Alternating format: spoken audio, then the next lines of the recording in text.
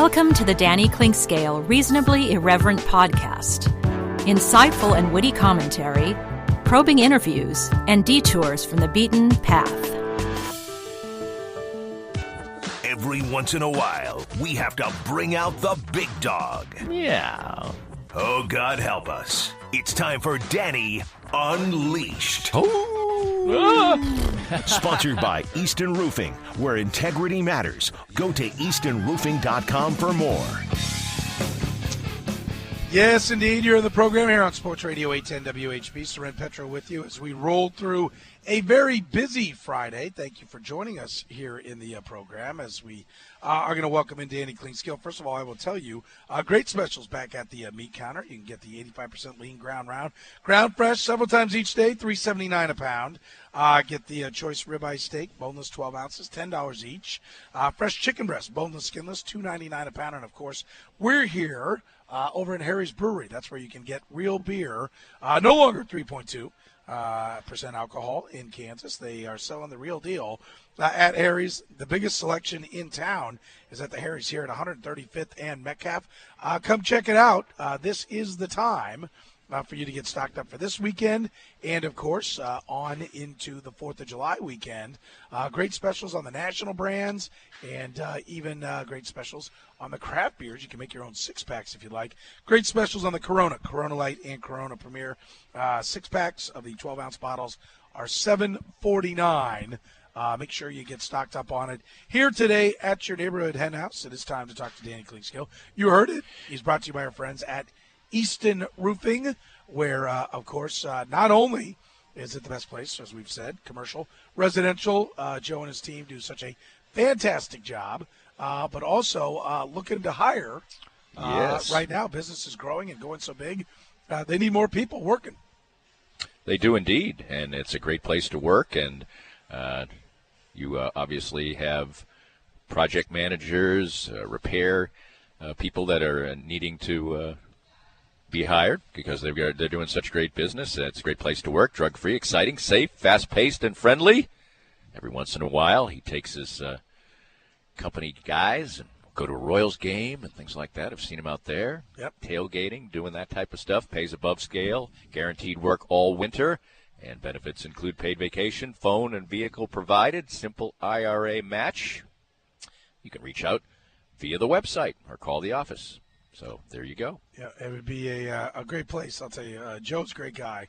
And if you're in the business and you're looking to work for a great company, 913-257-5426. That's 913-257-5426. Find them online at eastonroofing.com. And if you call the office, you get to talk to Sam, which is a great thing as well. Yes, it is. She's a wonderful gal. She is a very sweet I get to see a lot of the workers most Fridays. I swing by, say hello to Joe after the program. Very nice. And usually they're swinging by because it's payday. So I get to see I get to see the guys who actually did my gutters a couple of weeks ago, and I wasn't there. And then I did the program here, and then I went back home, or I went by the office, and the guys who actually had done my gutters were there. Okay. So I get to talk to them. They were great guys. Gutters are important. And they're big fans of the show, too. Yeah, gutters are important. And whether it's a repair, which is one of the things Easton does a great job on repairs, because I know they repaired my roof for me, but gutters are no joke. If your gutters aren't working, you're going to have some big, that's how you end up with a lot of foundation problems. So exactly right. It's no joke. Danny, all right, let me start with where the Kansas City Royals find themselves. At the midway point, are you seeing the light at the end of the tunnel? I'll make it as simple as that. I don't think I'm seeing the light at the end of the tunnel, but I think we've stopped seeing the train coming in the other direction. Okay. They were so bad, and now they've just found enough ways to win more than the occasional game that I think this is a better atmosphere for growth for the players who are playing well. It's not that you can't count when Hunter Dozier's playing great ball or that Adalberto Mondesi. And don't we all wish that he had picked a name like Pookie or something? Yeah. I do. Adalberto. I can't say it. It's not, you have to really slow down to say it. But anyway, if they were playing well in a completely sterile environment of losing, 6 out of every 8 games, I don't think it proves as much. Sure, it's no fun to lose, but there's no pressure at all if you're playing in games where they don't mean anything. Now, it's not as if they've inserted themselves into the pennant race, but when you're playing more spirited ball and you're winning half your games, which they've done for a while now, I think that's a better environment for moving forward. Now, do they seem to have enough in the pipeline to, make us think that in the next year or two they're going to compete or something like that? I don't know. I don't think so. I think they need probably, they drafted those 4 pitchers last year. In most franchise cases, you would think that if one of them became really good, that's a pretty good batting average for baseball. They probably need more like 2 and a guy who's a reliever for the third one. They need the next 2 draft choices that are going to be super high. The one they just made in Bobby Witt Jr. and the one they're going to make next year to probably be at least good players, if not great. So there's a lot of question marks still. But I just think also, I think about the fans a lot.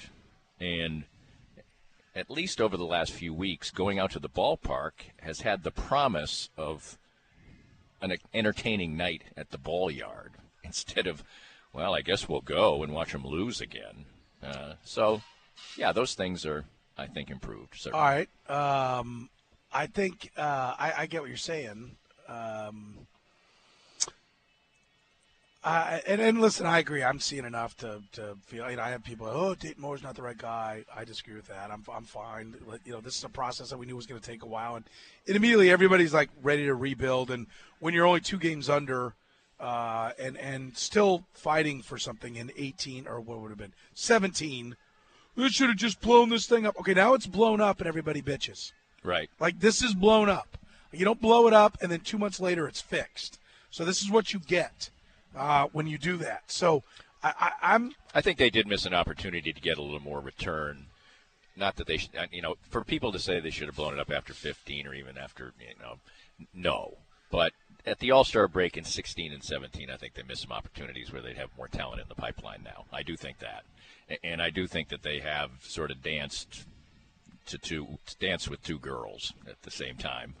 They've tried to serve 2 masters, yes. if you will. I know you use that phrase a lot, so I was trying something different. Yeah.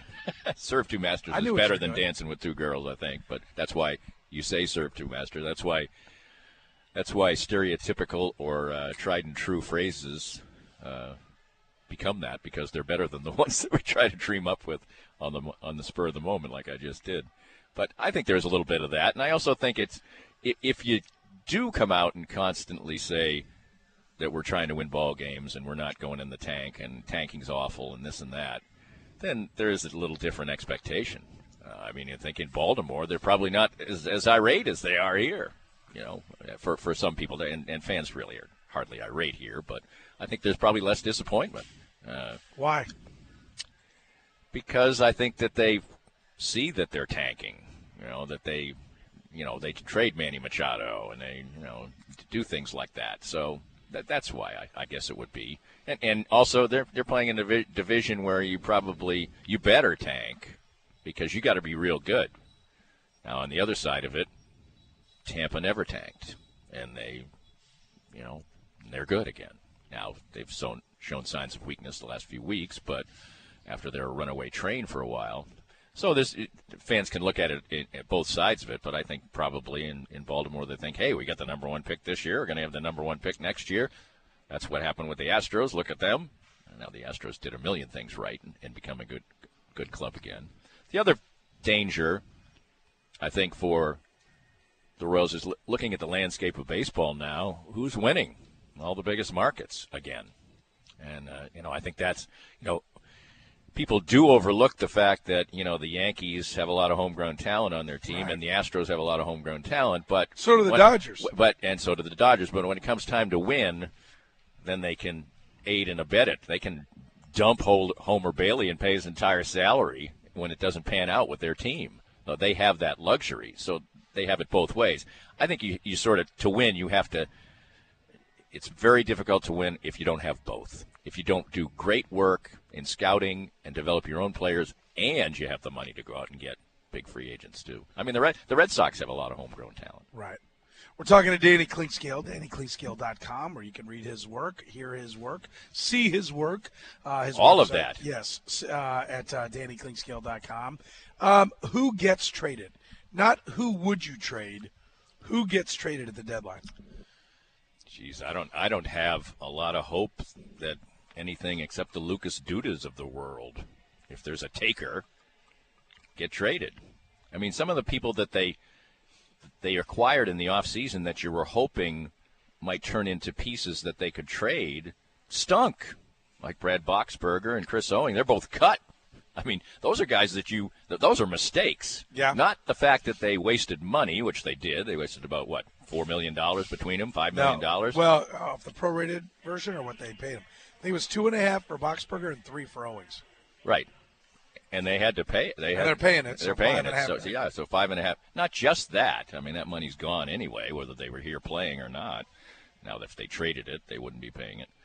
But they don't get anything at all in return. I mean, if Boxberger was a good piece in the bullpen, you can get a prospect for him. If Owings is a versatile player, is hitting 285 or something like that, then you can get something for him.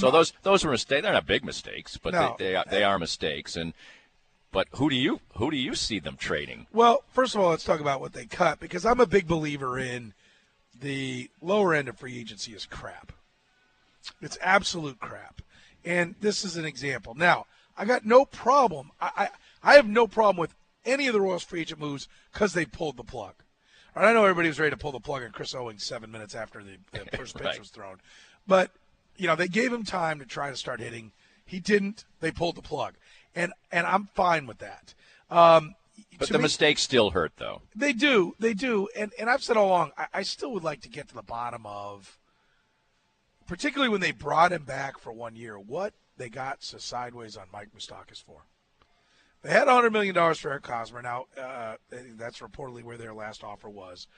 And Dayton Moore said, listen, if we got that deal done, we were going to have to unload some other people. So it's not like that was, $20 million a year on a 5-year deal was just there, and now they haven't spent it. If they were going to do it, they were going to dump somebody somewhere to unload some other money. Okay, I don't know what that is. But when it didn't go right with Hosmer, you were ready to move on. But when it doesn't work out for Moustakas, you got to be ready to circle back and keep one of your own. And I know you loved covering Mike Moustakas. He raised my profile. Why shouldn't I be happy with that? That's right. What is this? What is this? I'll try one more time. Yeah. You had the game-winning hit. What was it? Why are you doing this, Mike? Vargy threw the ball well tonight. So, listen, he had those moments. He was a red ass. He was a red ass. He was apparently a red ass to coaches. So he was not the easiest guy to manage. But Dayton Moore said talent first. And he's hit 23 bombs this year. And he said talent first when I asked, when there were jokes going around spring training, that if he had the number one pick, he'll take whichever guy is the nicest, right? And I said that to him. He's like, no, talent is going to be number one. And I've had Ross says, you just try to put together a team of nice guys. I'm like, no, because now that he's made an ass of himself in New York, I'm going to go ahead and out. Jason Vargas is an AH. Right. Holiday gift. Always was. Yeah.